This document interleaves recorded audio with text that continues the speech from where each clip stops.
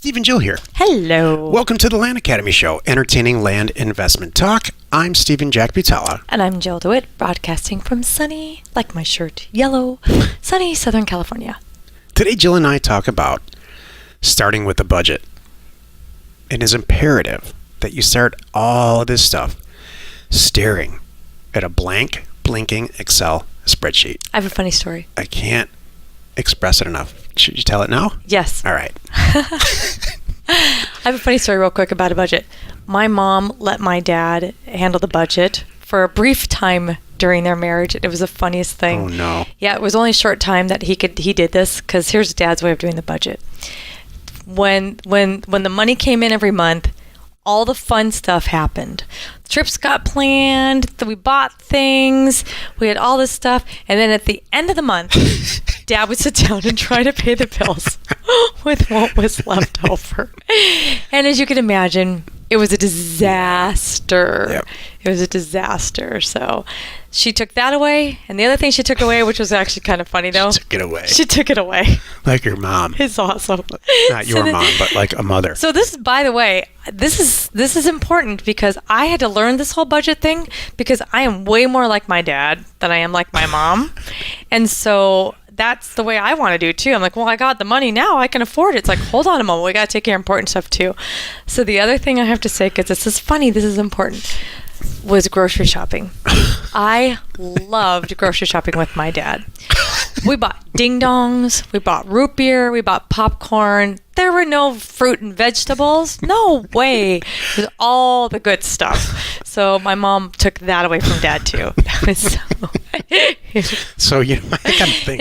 And Hold on a those of you who are, you know it. I wonder if everybody knows what a ding dong is now. I mean, our Of kids don't eat course. ding dongs. They're ho-hos or whatever. Dad loved ding dongs. They're donuts. It was in the. They're worse for you, They not were fresh round, donuts. wrapped Twinkies. in foil, in a box. Ding dongs rock. I'm sure that your dad, somewhere in the back of his head, was like, I'm going to screw this up good so I don't have to do it anymore. I have wondered that later on. I thought, oh yeah, I'll do the grocery store shopping. Yeah, and I'll then do she the won't budget. ever ask me I'll do again. all the domestic it's stuff. Like, I'll empty the dishwasher and no one will know where anything is. And I'll half of them are broken. Crash this train so I don't have to drive again. Thanks a lot. So is this why I always have to make the bed? Just kidding. I don't. I make the bed more than half I the know. time. Before we get into this, though, let's take a question posted by one of our members on the landinvestors.com online community. It's free. Jordan asks, hello, I wanted to get your opinion on a 3-acre property I'm looking at buying. Everything looks good price-wise, except there seems to be a gas well, machinery in parentheses, with a small dirt road leading to it, taking up about a third of the property. My question is, that little detail. Will this make the property difficult to sell? If anyone has any experience around this, it would be appreciated. Thanks. Wow. Go ahead, Jill. I'm a little worried. Yeah. Yeah, the gas. He said gas, right? Yeah, that's got EPA and is it zone environmental? Lord knows or industrial, I mean. Like, Hold on.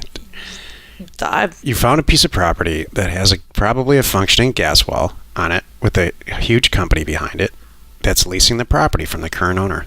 Jill and I run into this, not so much anymore because we avoid sending letters out to this, but I've done deals like this with a functioning gas well. And when you bring it up to the seller, they say, oh yeah, I mean, I've been getting a check for $34 every year to lease this land for, 25 years. And yeah, there's gas in there. All right, so let me tell you, just run.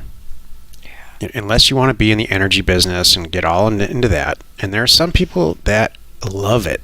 In our group, there are people that seek this kind of property out for a lot of reasons. They're into it. All it's going to do is make that property, for what we do here, more difficult to sell. So,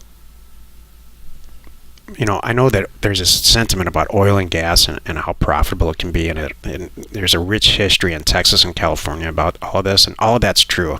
It's just not the business that I'm in. So I avoid this kind of stuff. Mining companies and all that, I think there's a huge margins to be made, and that's not our half business. the people who are listening to this are saying, what are you talking about? You're not going to buy a property that has mineral rights. value to it. Right. And maybe you're right for you, but All it is a distraction for us. We buy property and resell it over and over and over again for more money, and that's our whole business model. And anything on it, including a gas well, just it gets in the way. Mm-hmm. I don't know how else to say it. That was perfect. Today's topic, start with a budget. What does that actually mean? This is the meat of the show. What does this mean, Stephen? Everything in my life starts with a blank spreadsheet. How much revenue it can generate, how much expense we're going to incur, what's left over, Relationships. how long it's going to take. Think I'm kidding? And truth be told, here's what I do after I'm all done spending all this time on this beautiful budget. I cut the revenue in half. I increase expenses by 100%, and I still see if I want to do it. And very few things pass the test after that. Or you go into it knowing you're going to lose money. Sometimes when you've got one company that's making so much money, you need a company that's going to lose money, but you still budget it out. Right. From that budget, let's say I want to get into the land business. I want to make $100,000 a month. It's not going to happen the first month, or maybe it is. However, whatever happens, budget yourself up. Budget your time too. Put your time constraint. Budgeting money is obvious. Budgeting how many hours you have in a day, especially if you have if you're married with children and you have a job, you got to be really hypersensitive about how much time you can spend. Mm-hmm.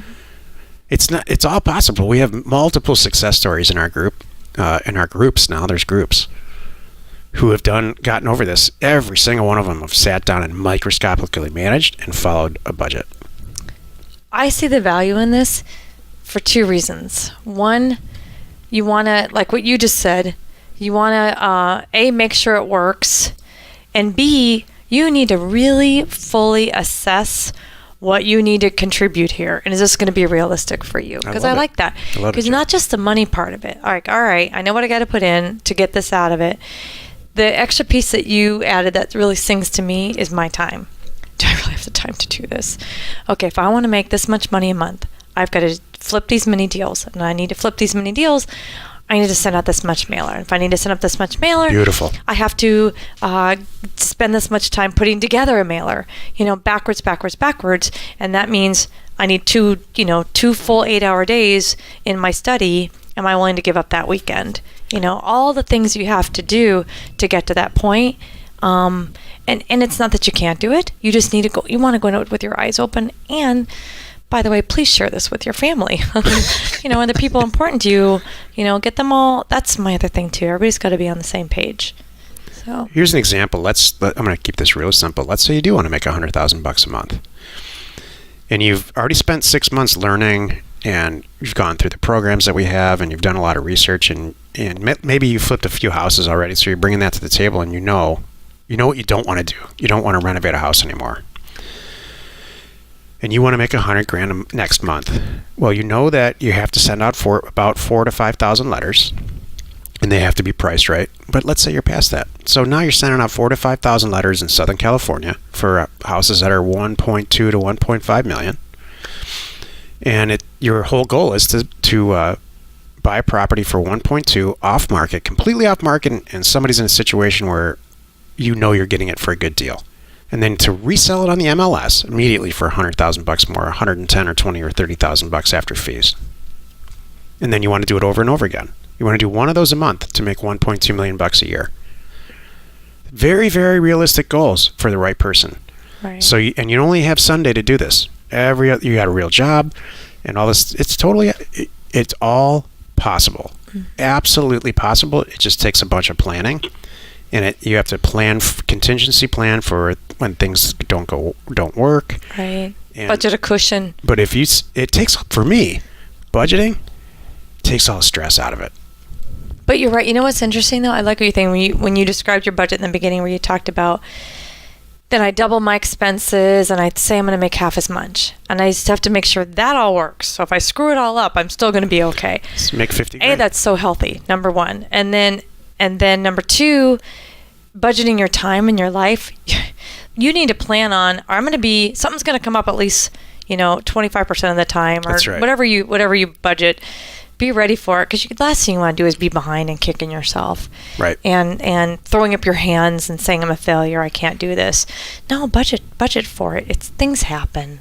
It happens to Yeah, us. deals fall through. Maybe you have to do two deals. Take the Exactly. 2 deals all the way to fruition for one of them to actually close. That's Yeah, fine. That's okay. Budget it- for that. And when, And tweak your budget as you go, by the way. Don't be afraid to, don't have to stick to it. You can manipulate it as you go.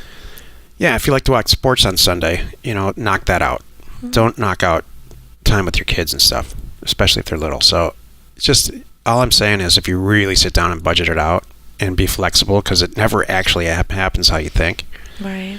Just the fact that you're writing it down and planning for it dramatically really increases your chances of it Amazing. actually happening. And then when it does happen, you're not surprised. Every once in a while, somebody comes up to me and says some version of this. Because Jill and I are doing really well. They come up to me and say, "Why you? God, you seem like a what they're really saying is you seem like a derelict idiot. And why are you successful? Because I want some of that." And my answer is everything in my whole life is scheduled out. Like Jill and I aren't sitting around going, "How did this happen? Right. Wow, we got lucky. We won the lottery. That's lucky." Right. We plan for Took us years. we plan for all this. Years. And we work at it even now. Like we're doing this show, Years. So it's not because I'm incredibly bright. It's just because we're organized and we have a budget. Stop. It's because you have great hair. Yeah. You have low standards, and that's awesome. Oh, it's because your on-screen presence is so. Oh, right. Yeah. Yeah, my on-screen charm is why we're here. Yeah. Boy, if we had to depend on that to eat, we'd be done tomorrow. Okay. Thank you. Well, you've done it again. You've wasted another, 15 minutes listening to the Land Academy show. Join us next time when we have another interesting episode. And we answer your questions posted on landinvestors.com, our online community. It's free. You are not alone in your real estate ambition. Thanks for the save there. You were just overwhelmed by the compliment, I'm guessing. Yeah, That no, just we were reversing our roles, which is now I'm learning a bad idea. We should just stick to my stuff, you stick to your stuff, and we'll collect the money, count the money later together. Deal. Share the fun by subscribing on iTunes or wherever you are listening or watching. Maybe it's YouTube. And while you're at it, please rate us there. We are Steve and Jill. Information and inspiration to buy undervalued property.